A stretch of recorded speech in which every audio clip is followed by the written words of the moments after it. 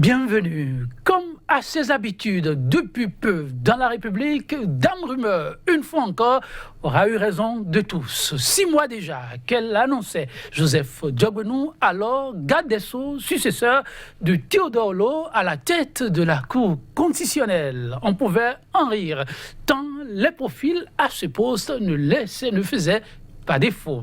Mais graduellement, les choses se sont mises en place. Et depuis la semaine écoulée, la réalité est là, irréfutable. Le très controversé ministre de la Justice est effectivement celui appelé à conduire pour les 5 prochaines années les rênes de la Cour constitutionnelle. Dans peu de temps, place aux actions. Sont très attendues les premières décisions des nouveaux membres de la Cour avec son capitaine à bord. Joseph Diogbenou saura-t-il porter bien haut le flambeau de l'institution? Parviendra-t-il à garder intact et au besoin raffermir la confiance que tout un peuple a constamment placée en la Cour? Ce sont là, mesdames, messieurs, entre autres préoccupations au cœur de l'émission Débat du jour. Thème au menu, Joseph Diogbenou, président de la Cour constitutionnelle du Grappin sur la haute juridiction, 2 universitaires pour des instants d'analyse. Tout de suite et maintenant, nous allons au débat. À ma gauche, il a nom Nathanaël Kitty, enseignant à la faculté des droits. Il est analyste politique. Nathanaël Kitty, bonjour. Bonjour, monsieur le journaliste. Et merci de répondre à notre invitation. C'est moi de vous remercier. En face de lui, un autre universitaire. Lui, il a nom Daniel Kitty. Daniel Quenom. Oui, un Kitty peut en cacher un autre, mais ce n'est pas le cas. Daniel Quenom, c'est bien son nom. Enseignant, il est également analyste politique. Il a accepté de nous apporter ses modestes contributions, comme il aime à le dire, pour enrichir cet instant d'analyse. Daniel Quenom, bonjour. Bonjour, monsieur le journaliste. Merci de répondre à notre invitation. C'est toujours un plaisir d'être avec vous. Sachez-le, le plaisir est aussi partagé. Depuis la semaine écoulée, la 6e mandature de la plus haute juridiction en matière constitutionnelle est installée. Son président, Joseph Diogbenou. Le témoin, il aura pris des mains de Théodore Hollo après une mandature qui n'aura pas été un long fleuve tranquille. Nathanaël Kitty. Ah oui, la direction de la Cour constitutionnelle dans notre pays n'est pas chose facile, compte tenu du rôle que joue cette institution dans l'arsenal constitutionnel de notre pays. Vous savez que la Cour constitutionnelle est, comme feu professeur Concepcia Ouensou l'avait dit, le chien de garde de la République. Le fait qu'elle n'avait pas existé de 1960 à 90 a eu des conséquences désastreuses sur notre pays. Et depuis 1993, où elle a été installée, tous les Béninois se rendent compte que si elle n'avait pas existé, il fallait la créer. D'où le fait que cette institution est dans le quotidien de chaque Béninois. Cette institution fait la fierté du Bénin, de telle manière que toutes les fois où on doit choisir de nouveaux membres pour la diriger, ça suscite beaucoup d'inquiétudes, beaucoup de stress. Mais ces inquiétudes ont été encore très importantes cette année-ci, parce que depuis 2016, nous assistons à une nouvelle forme de gouvernance où le pays est dirigé de manière catastrophique, si je peux m'exprimer ainsi, eu égard à cette collusion permanente qu'on observe entre la gestion de la chose publique et la gestion de la chose privée. Revenant sur le passage du professeur Théodore Hollo, nous pouvons constater aisément que il a donné beaucoup plus de visibilité à la Cour constitutionnelle. Vous savez, le professeur Olo, c'est un professeur titulaire de droit public et de sciences politiques. Donc, il a des moyens relationnels au plan national et au plan international, surtout en matière constitutionnelle, ce qui a fait que sur ce terrain, on a constaté, pour nous qui sommes enseignants dans ce département et qui bougeons, nous avons constaté qu'il a donné plus de visibilité à la Cour constitutionnelle au plan international. De la même manière, on constate que c'est vrai que les décisions qui sont rendues par la Cour depuis son installation n'ont jamais fait plaisir à tout le monde, et comme en toute juridiction d'ailleurs. Mais on a constaté qu'il a su préserver les fondamentaux de notre Constitution, même si sur certaines décisions, il a été aussi fortement critiqué, comme ce fut le cas d'ailleurs pour les autres mandatures de la Cour constitutionnelle.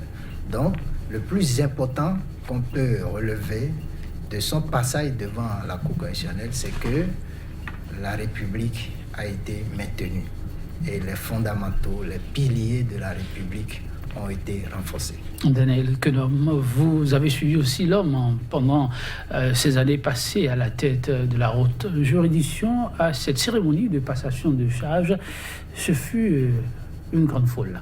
C'était pas attendu souvent. C'est quelques têtes aux figures de proue qu'on voit à une cérémonie de passation de charge comme celle-là.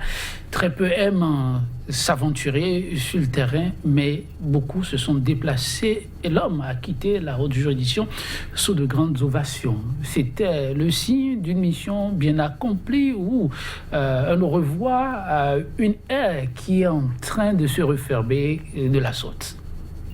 Merci Joël Yetondi. Comme vient de le dire le frère et collègue Kitty Nathanaël, et il est plus important de présenter l'homme qu'on appelle Théodore Olo en matière de droit constitutionnel. Et ce qui le caractérise, c'est l'impartialité. Impartialité comme épine dorsale qui assure stabilité à la République. Il n'y a pas eu de clientélisme. Les ovations sont signes de satisfaction.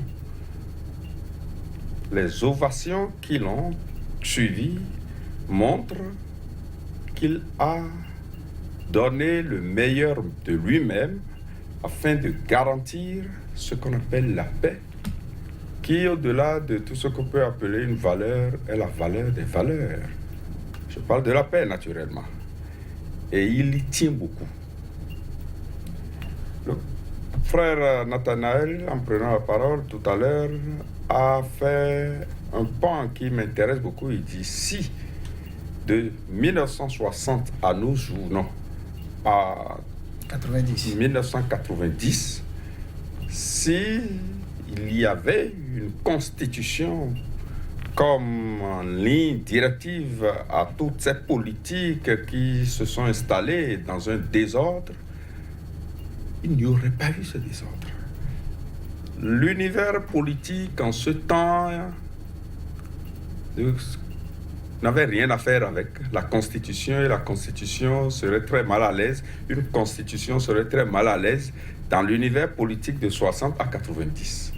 Nous étions sous des régimes qui n'avaient rien à voir ni avec une démocratie, ni avec une république.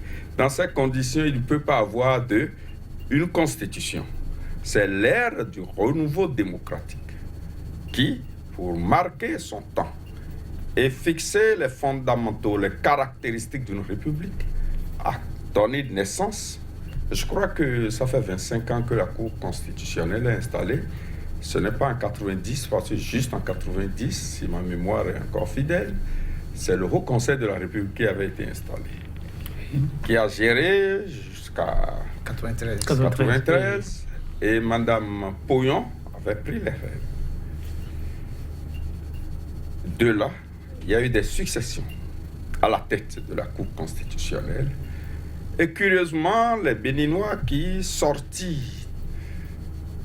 sortis du régime marxiste, léniniste, parti unique, pourtant ont pu s'accommoder à cette épine dorsale qui a pour rôle de réguler les rapports entre les gouvernants et les gouvernés, les pouvoirs publics, orienter les choses dans le sens d'une humanisation pour plus de stabilité dans le pays, ce qui honore la République du Bénin. N'oubliez pas que c'est le Bénin qui a ouvert la balle de la démocratie en Afrique. Tout à fait. Et ce Bénin, depuis cette marche que d'aucuns qualifient de glorieuse, est en train de vouloir faire d'autres expériences, toujours avec la loi fondamentale, avec des essais répétitifs pour sa révision, jusque-là non aboutie. On y reviendra à d'autres circonstances, mais pour cette cérémonie de passation de charge, Théodore Olo, le président sorti, celui de la 5e mandature, dit n'avoir pas, chers invités, de conseils à donner aux membres nouvellement installés, mais plutôt de réflexions à partager avec eux. Avec la complicité de la régie, nous allons pouvoir suivre ce qu'il appelle réflexion à partager, s'apporter et ensuite évoluer dans le débat. La régie. Faire de la Constitution du 11 décembre 1990, sinon votre Bible, du moins votre Vademecum. N'oubliez pas un seul instant que c'est de la qualité de votre office de juge constitutionnel que dépendent la légitimité des gouvernants, la stabilité des institutions et la paix sociale, facteurs indispensables au développement économique de notre pays et au bonheur de notre peuple, en d'autres termes, à sa liberté, à sa dignité et à sa prospérité. Monsieur le Président, en ce moment solennel où je vous passe de témoin, il me plaît de vous souhaiter une abondance de succès dans l'accomplissement de votre délicate mais exaltante mission républicaine. Je voudrais aussi associer le collège des juges à ces souhaits de réussite afin qu'ensemble vous meniez à bon âme le navire de la Cour constitutionnelle dont vous prenez solennellement le gouvernail ce jour. Qu'entre vos mains expertes, ce navire qui constitue la clé de voûte de notre système politique, même s'il arrive parfois de tanguer, ne sommes jamais et il ne sombrera pas. C'était à l'instant le professeur Théodore Olo, Nathanaël Kitty. À quoi tient cette réflexion? Ah oui, cette réflexion est profonde. D'abord, il dit de faire de la Constitution le Vademecum. Donc la Constitution est rien que la Constitution. Et par ailleurs, à la fin, il dit que ce navire ne tangue jamais. Là, ils sont face à leurs responsabilités. Et quelqu'un disait que chaque citoyen va découvrir sa mission, l'accomplir ou la trahir. Je pense qu'ils sont arrivés à un moment, les membres de la Cour constitutionnelle, avec le professeur Joseph Diogbenou à sa tête, sont arrivés à un moment très important de leur vie, où leurs décisions peuvent faire basculer la nation tout entière dans le chaos ou la maintenir sur ses piliers. Donc je pense que si le professeur Théodore Olo a dit au début qu'il n'a pas de conseil à leur donner, mais à la fin, on constate que dans le discours, il leur a donné un conseil très important, que ce navire ne tangue jamais. Je pense que ces conseillers doivent se rappeler chaque fois qu'ils seront à l'audience pour prendre une décision dans les moments les plus importants de notre nation. Je pense qu'ils doivent se rappeler chaque fois de cette dernière phrase du professeur Olo. Oui, Daniel Quenom, que la BAC ne tangue pas, la BAC Bénin. C'est important de souligner cet aspect. Après avoir dit qu'il n'a pas de conseils à donner, mais il n'a donné que des conseils. En plus de ce qu'il leur montre la voie, en fait, de faire en sorte que la BAC ne tangue pas, d'y faire de la Constitution, c'est-à-dire des textes fondamentaux, leur Bible. Et il est allé plus loin, respecter les textes, les yeux toujours rivés sur les textes. tant dans l'esprit que dans la lettre. Oui, pourquoi justement cette insistance sur cet aspect? Regardez toujours. Oui. Regardez toujours. Parce que le fait de se laisser aller, pas par une distraction, mais par un coup de pied, un appel de pied amical, on pourrait se laisser distraire et une petite distraction pourrait faire basculer le pays dans le chaos. À ce point? À ce point, naturellement, parce que il a passé au moins 7 ans avec le président Thomas Boni, si ma mémoire est bonne, avec le président Thomas Boni, je crois. Et il a passé 2 années avec le pouvoir de Patrice Talon. Il a eu le temps d'analyser un certain nombre d'éléments. Et un chef d'État, c'est tout, c'est un tout. C'est son éducation, c'est son histoire, c'est son tempérament, c'est ses émotions. Il y a des chefs d'État qui sont difficiles à gérer et ont pour vision de balayer du revers de main ce qu'on appelle constitution et aller comme ils veulent, comme les pays avaient été gérés des siècles durant. Lui, il a su rester dans l'impartialité pour rappeler à l'ordre la non-constitutionnalité de certaines demandes venant du gouvernement jusqu'à demander au gouvernement de revoir sa copie. Les faits sont là. Les enseignants sont allés en grève. Le droit de grève, ce que cela constitue comme élément constitutif de la Constitution. Ce qu'on voulait en faire, le professeur Olo Théodore n'eût été son analyse pointue, on aurait arraché ce droit de grève à beaucoup de gens, ce qui serait anticonstitutionnel. Donc, il ne peut pas tout dire. C'est un homme d'un âge certain, d'une culture certaine, d'une assurance certaine. Et en peu de mots, il a dit beaucoup de choses. Nathaniel Kitty a des juristes de haut rang, disait-il à la table de son allocution. Je n'ai pas de conseils à donner. Daniel Quenom, dans son développement tout à l'heure, a semblé rappeler un certain nombre de faits.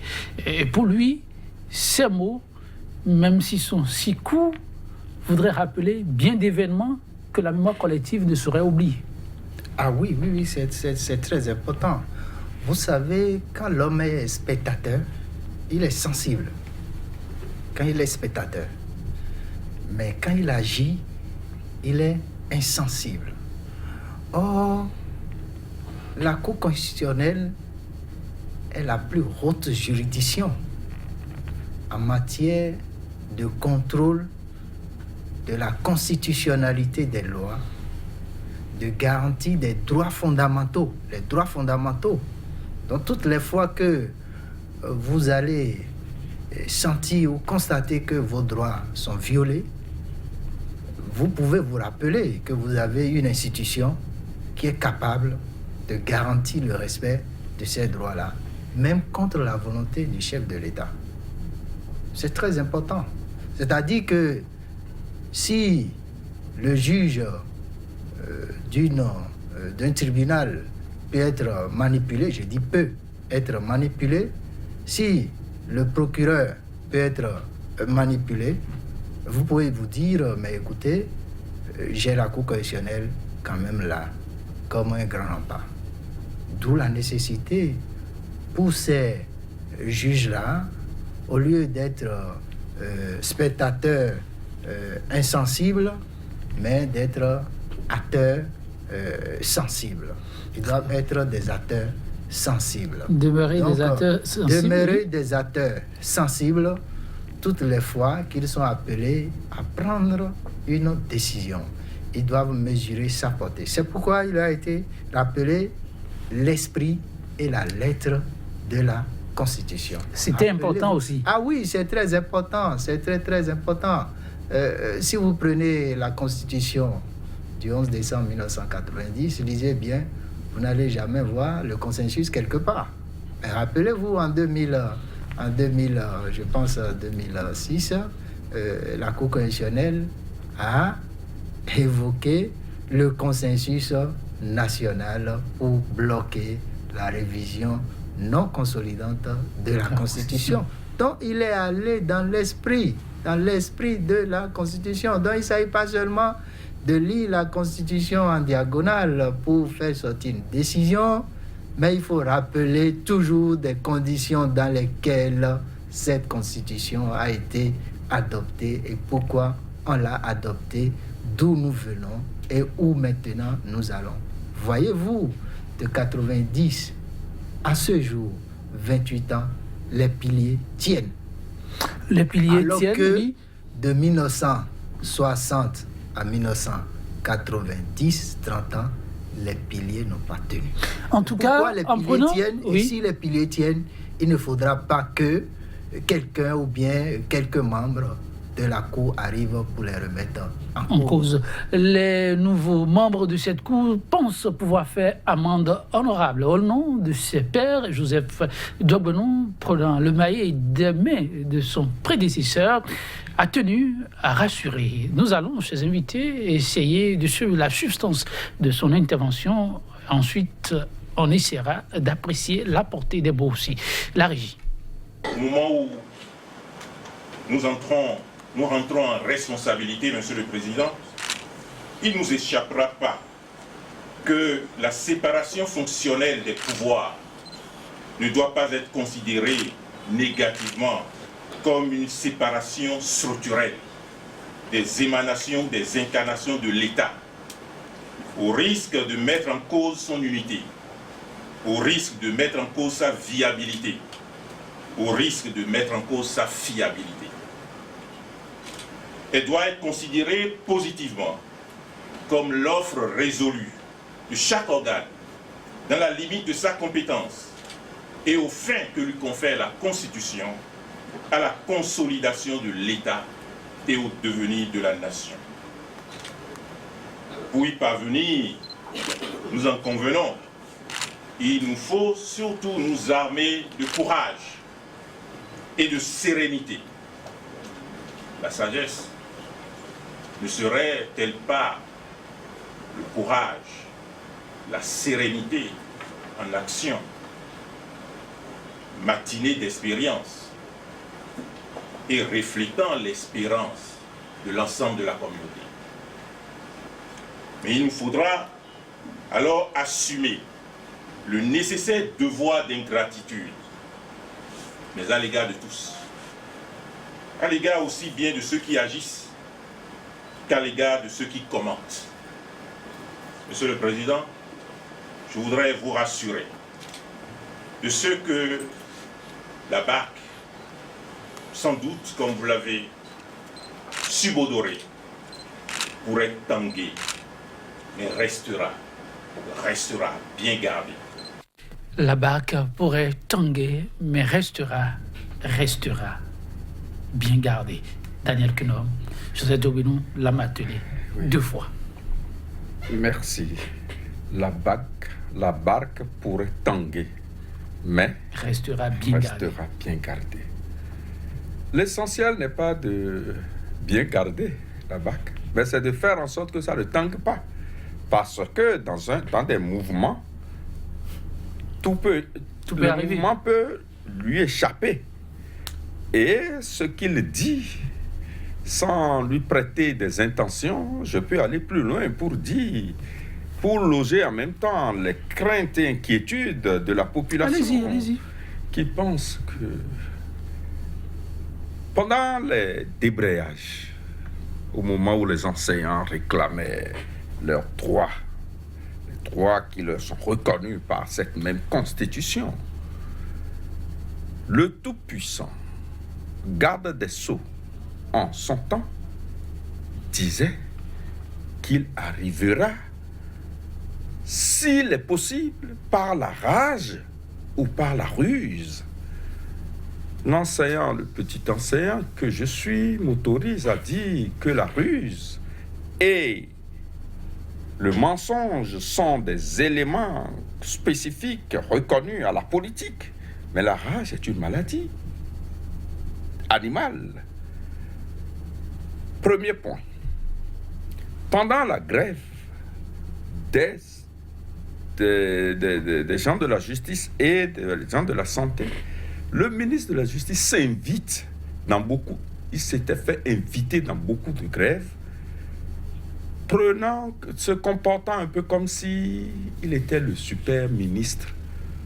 Et ses réactions étaient l'expression d'un trafic d'influence et d'intimidation.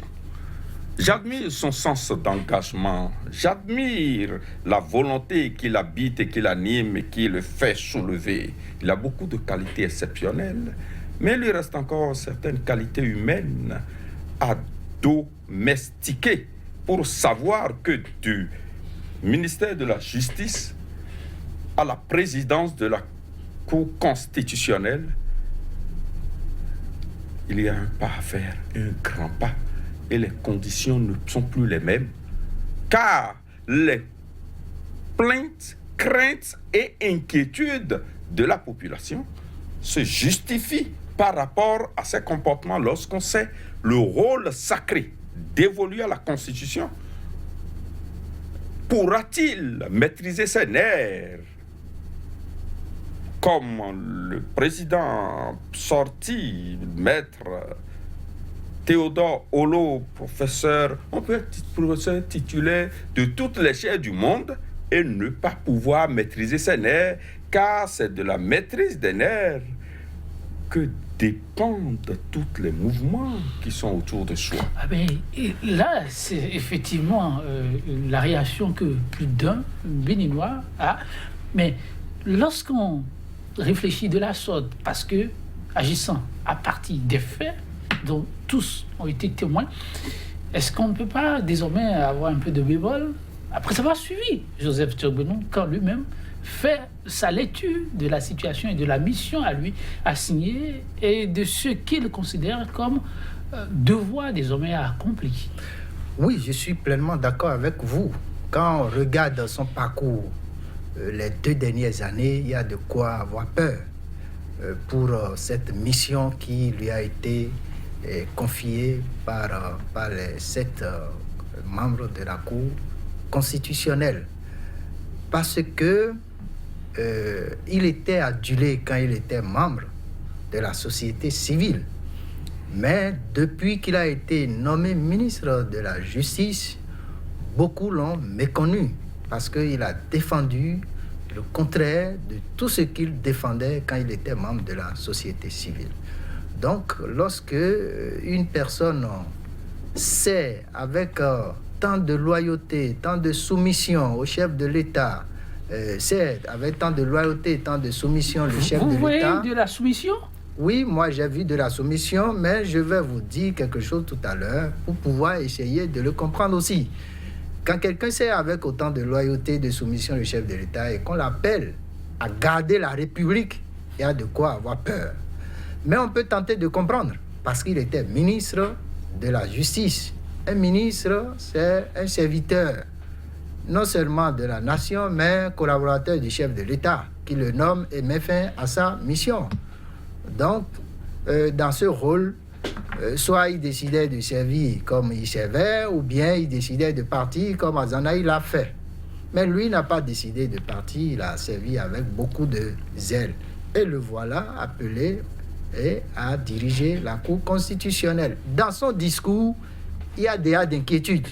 Vous trouvez de l'inquiétude? Bien sûr, il y a d'inquiétude. À quel niveau? Parce que il parle de la séparation fonctionnelle, oui, mais met l'accent sur la collaboration. Oui. Il dit la séparation fonctionnelle n'est pas la séparation structurelle. Oui. Vous mettez l'unité. La bouche exprime l'abondance du cœur. On voit déjà venir ce qu'il veut faire à la tête de la Cour constitutionnelle avec ce discours.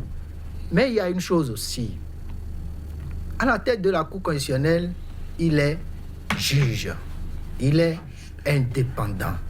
Il n'est pas nommé président de la Cour constitutionnelle par le chef de l'État. il a le devoir d'ingratitude.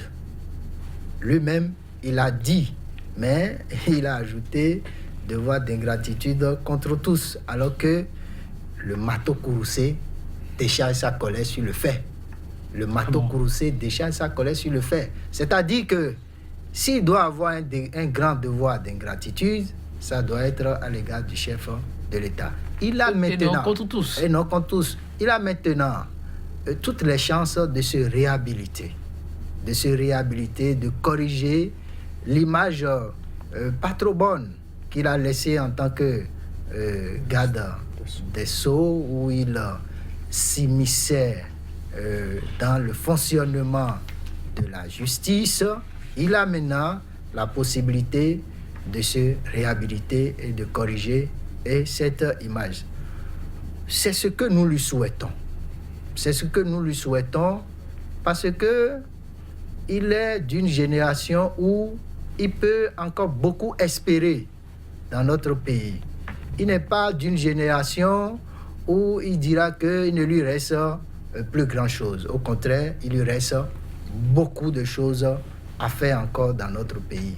Et si après la Cour constitutionnelle, il doit continuer à être apprécié, à être appelé à de nouvelles missions, ça dépendra de ce qu'il aura fait. Parce que, il y a un élément très important. Lequel? Parce que, avec peu de temps, nous allons oublier tout ce qu'il a eu à faire en tant que garde des Sceaux. Et ce qui va rester dans la mémoire collective à l'avenir, ce sont les actes qu'il poserait en tant que président de la Cour constitutionnelle. Et ce sont ces images-là qui vont rester dans la mémoire collective quand il va partir de cette juridiction. Mission d'ingratitude envers tous. Daniel Kunom, vous êtes aussi embêté? Non, je ne suis pas embêté, c'est pas moi qui l'ai nommé. Okay. Qu'il soit ingrat avec... Il vaut mieux qu'il soit ingrat.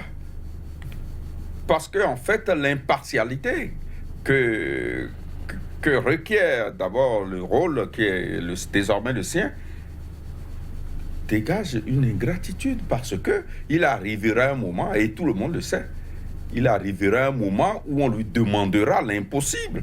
Si la séparation fonctionnelle des pouvoirs ne doit pas être une séparation structurelle, alors ça devient une séparation conjoncturelle. Et la séparation conjoncturelle, c'est que nous serons dans une situation de crise. Les solutions conjoncturelles se cherchent pendant qu'on est en crise. Le structurel est déjà étalé. Il dit c'est une manière de dire qui ne va pas s'accommoder de façon linéaire de l'existant comme cela a été et que comme les autres ont fait. Et la dernière phrase, la bague pourrait tanguer. Oui. Pourrait. C'est un verbe, c'est un temps qui a été conjugué. Déjà, son cœur exprime, comme vient de le dire le frère, tout pourrait tanguer, mais il restera. La Cour constitutionnelle restera. Ce n'est pas à lui de nous dire, mais il sera bien gardé. Ce n'est pas garder qui est le problème. Ce qui me fait confiance et qui fait que j'espère, c'est que il a 7 autres juristes bontins autour de lui.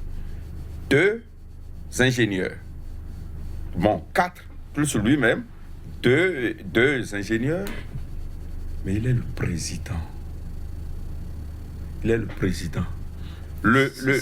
Sa posture peut impacter les autres? Naturellement. Il est en mission, il dit, à l'instant où nous rentrons en responsabilité, c'est une manière déjà d'attirer toutes les entités sacrées sur soi. Et il sera témoin pour répondre de tout ça demain. C'est une responsabilité sacrée. Et le bénéfice. Ce qui me rassure, comme vient de le dire le frère Poudi, nous sommes confiants, nous avons le devoir de l'accompagner mentalement pour qu'il réussisse. Il a intérêt à réussir. Et chacun dans son coin. Au-delà des craintes, des plaintes et des inquiétudes, nous devons, je ne suis pas à l'église pour parler de la prière, nous devons mentalement programmer la réussite pour la stabilité du pays. Car il prend la 6e mandature. Au plan de la numérologie. Le chiffre 6, c'est le chiffre diabolique. Il a une mission dansement spirituel. Et il doit le savoir. L'autre est sorti de l'unité. Il ne faut pas qu'il laisse... Et peut-être c'est ce qui l'exprime, pas... Mais vous parlez du chiffre 6. Si lui n'y connaît... Bon, ce n'est pas son milieu. Tant mieux. C'est justement par rapport à les tout ça. sachants ont l'obligation maintenant de l'accompagner. De l'accompagner sérieusement. Parce que le Bénin est stable et tout Béninois gagne dans cette stabilité. Quelqu'un ne sortira pas de quelque part parce que des études universitaires. Une chose est de faire les études universitaires, une autre est de pouvoir concilier les théories emmagasinées, accumulées, bûchées, et de les mettre au contact de la réalité. Oui. Sinon, l'Afrique a longtemps été malade de ces élites qui n'arrivent pas à faire le pont entre des théories qui répondent aux réalités qui ne sont pas les nôtres, et quand ils sont en face de nos réalités, ils perdent le pont. Daniel Kitty dit qu'ils sont 7. Daniel oui, décidément. Et que Diogbenou n'a pas une voix prépondérante. Est-ce que ça ne constitue pas aussi une chance pour l'institution? Oui, c'est une chance pour l'institution, mais vous savez, je ne sais pas, vous êtes journaliste, si vous avez l'habitude d'aller à l'Assemblée nationale. Tout à fait. Voilà, vous participez aux travaux à l'Assemblée nationale, surtout en plénière. En plénière, oui. Lorsque le président prend la parole, il éclaire la masse. C'est vrai. Voilà. Donc, il a un rôle très important à jouer en tant que président de la Cour constitutionnelle. D'ailleurs, voyez-vous, toutes les fois que les médias s'attaquent aux institutions, la première personne visée, c'est le chef et non les autres. C'est le chef d'abord. Donc, il a un rôle très important. Revenant sur la séparation fonctionnelle qui, selon le professeur Diogbenou, n'est pas une séparation structurelle, oui, dans la théorie sur la séparation, il y a la collaboration. Mais regardez ce que le professeur Théodore Olo a subi à la fin de sa mission. On l'a privé même d'une partie du budget. Parce que il s'est affirmé. Il n'a pas eu peur. Il s'est affirmé. C'est ce que nous espérons du président Joseph Diogbenou. S'affirmer. S'affirmer positivement. S'affirmer positivement. Parce que à tourmenter l'homme le plus doux du monde, on finit par les griller. Tout à fait. Nous avons l'habitude de dire que Dieu aime le Bénin. Mais Dieu aime aussi le Rwanda. Dieu aime le Congo. Dieu aime Kosovo.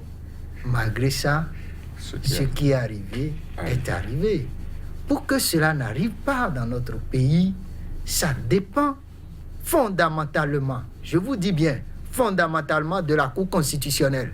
Parce que cette juridiction régule le fonctionnement des institutions. Et c'est une juridiction qui intervient également dans l'élection du président de la République et l'élection des membres de l'Assemblée nationale. Et nous avons l'impression depuis 2016 qu'il y a un plan savamment concocté qui est en train d'être exécuté contre la République. Il y a des réformes partout, contre tout et contre tous, alors qu'on accède au pouvoir pour améliorer le quotidien des citoyens et non pour détruire leur quotidien. Et lorsque vous regardez ce qui se passe au Bénin depuis 2016, vous vous rendez compte aisément que le pouvoir qui est détenu aujourd'hui par le président Patrice Talon détruit le quotidien des citoyens. Récemment, vous avez un code pénal qui a été adopté à l'Assemblée nationale en présence de celui-même qui est appelé maintenant à diriger la Cour constitutionnelle. Et dans ce code pénal, vous avez vu la disposition concernant la vente illicite de l'essence dit frelatée. Oui. Voyez-vous, ce qu'il faut faire, ce n'est pas de les poursuivre, mais c'est de travailler à leur reconversion pour améliorer davantage leur quotidien avant maintenant la répression. Mais rien de tout ça n'a été fait. Et ce code pénal a été adopté.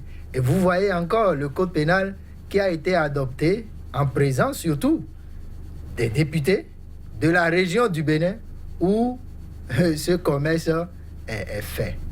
La région du Bénin où ce commerce est fait, c'est la région de Lemay et du Plateau. Et les députés de ces régions-là ont voté massivement pour ce code pénal. Mais eux, ils sont à l'Assemblée nationale pour améliorer le quotidien des citoyens béninois et non pour détruire leur quotidien. Donc il y a de quoi aujourd'hui. La notion de la sagesse est plus Ce n'est pas la notion de la sagesse, même le sens de responsabilité, le sens de l'État, le sens du pouvoir n'est pas cerné par ceux qui nous gouvernent dans notre pays aujourd'hui. Le sens du pouvoir. Pourquoi a-t-on le pouvoir? Que doit-on faire avec le pouvoir? Ce sens n'est pas cerné par ceux qui nous gouvernent. Il y a de l'ignardise qui se développe dans notre pays. Et je pense que les citoyens observent et ils doivent saisir les occasions qui vont se présenter prochainement pour les rappeler à l'ordre. Je l'espère vivement. Donc, oui, quand on fait ce développement, on se rend compte que, pour revenir à la Cour constitutionnelle, que le président de la Cour constitutionnelle a une responsabilité immense aujourd'hui. Parce que beaucoup de lois vont passer par là-bas. Il va falloir alors qu'il veille à ce que ces lois qui concernent les citoyens améliorent leur quotidien et non détruisent leur vie. Daniel Kiti, lui, qui a participé à ces travaux, il se verra il se verra dans l'obligation de se prononcer sur un texte comme celui-là. Et le voyez-vous se dédire? On a dit le code pénal, on n'a pas dit le code civil. Non. Pénal. Pénal. Et c'est déjà passé. Oui. Par des gens qui vivent dans la zone où le commerce, si je prends l'exemple de l'essence frélatée, je me demande s'ils sont conscients de ce qu'ils ont signé. Parce que, raisonnablement, on ne peut pas être le représentant du peuple à ce niveau et accepter du coup les conditions dans lesquelles nous vivons au Bénin.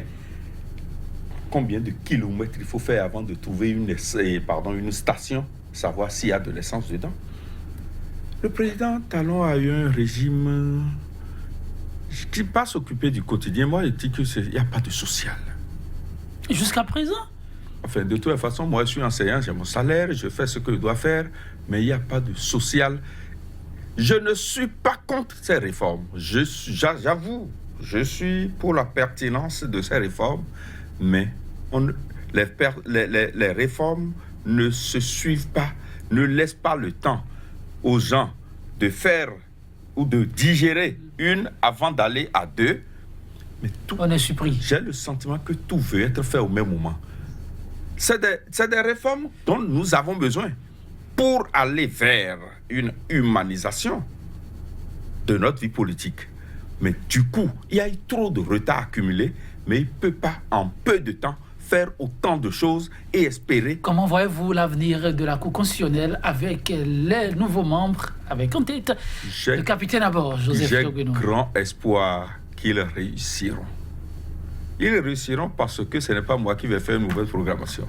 Merci à vous, Daniel Kunom. Oui, Nathaniel Kiti, ça va être en même temps votre mot de la fin. Non, moi je pense que nous avons raison à garder espoir que la Constitution date de 1990 et nous avons 5 mandatures qui viennent de passer à la Cour constitutionnelle. Mais le peuple doit rester vigilant. Le peuple doit rester vigilant parce que les gouvernants réussissent aussi dans le silence du peuple. Mais lorsque le peuple, au moindre signaux, monte au créneau, les gouvernants font beaucoup attention.